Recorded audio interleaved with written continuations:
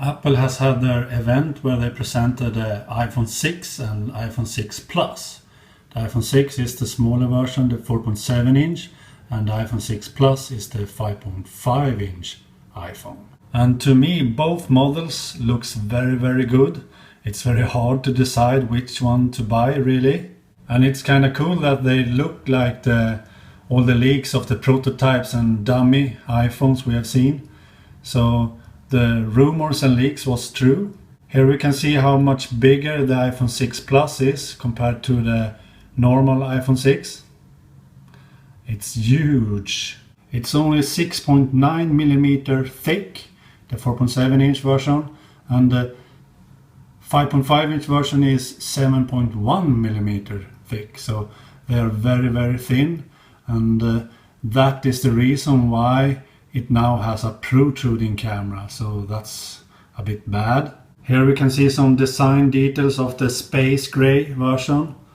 As you can see, it has those antenna lines.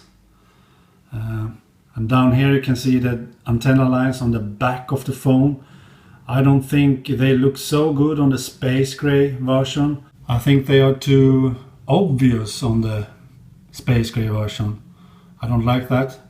I would rather have the lines in another color, more like the back plate color of the space gray version. So that's a bit bad. But if you look at the details here, so good. Look at the build quality, it looks so great. This is Apple. They can do such a great build quality. And the new displays has a higher resolution. It is 1334 by 750 on the smaller iPhone 6 and 1920 by 1080 on the iPhone 6 Plus, the 5.5 inch. So it has a higher resolution than before, and the PPI is much higher on the 5.5 inch than it is on the smaller 4.7 inch. And here we can see the silver version. The antenna lines looks much better on the silver version. And it has a new A8 processor, and also the co-processor is new, M8 now, with more sensors and so on. You can have more health features in this phone. And one thing that I like with the new iPhone 6 is the much better camera, and now also better for video recording. You can do full HD 1080p in 60 FPS or slow motion at 240 FPS.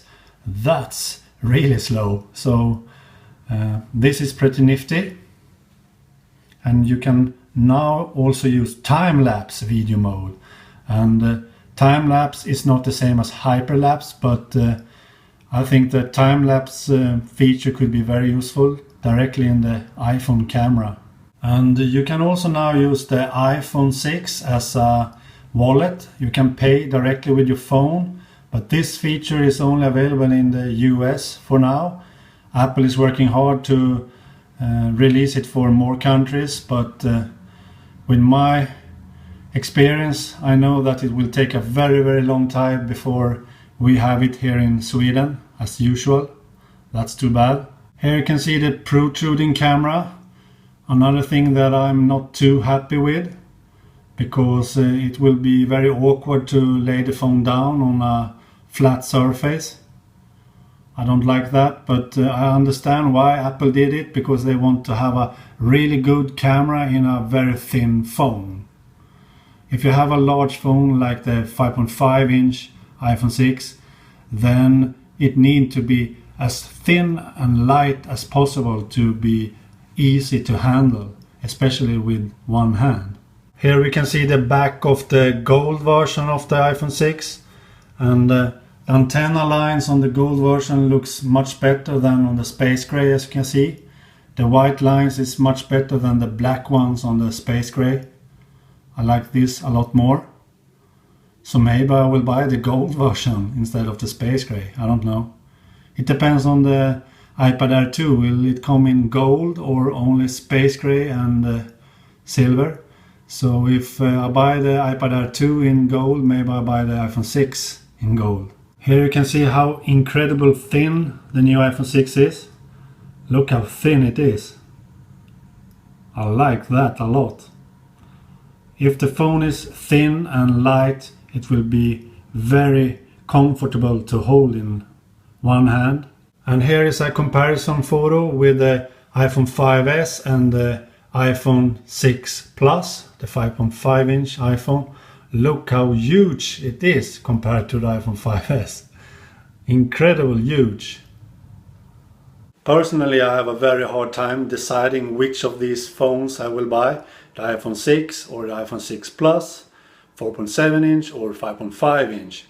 The 5.5 inch has a very cool thing, and that is it has an iPad-like UI in landscape mode. So it looks more like the iPad when you hold it in landscape mode. So it's like an iPad mini or something. And the iPhone 6 Plus also have optical image stabilization on the camera. The 4.7 inch iPhone 6 has not, and the iPhone 6 Plus, the 5.5 inch iPhone 6, also has a better resolution on the display. So these two things is also very important, and the new iPad-like UI in landscape mode also a third very important thing for me. So it looks like I will buy the larger iPhone 6 Plus and not the 4.7 inch iPhone 6. But as you may know, I have replaced computers with my iPad Air. I use the iPad Air exclusively now, and if I buy the larger 5.5 inch iPhone 6, then I will use it a lot more like an iPad instead of a phone. So will I still need the larger iPad Air then? So will it be a great companion to the iPad Air or not? These things makes it very hard for me to decide which phone I will buy. Okay, that was my thoughts about the iPhone 6 and iPhone 6 Plus. Stefan Swartling from Swartling Network. Bye.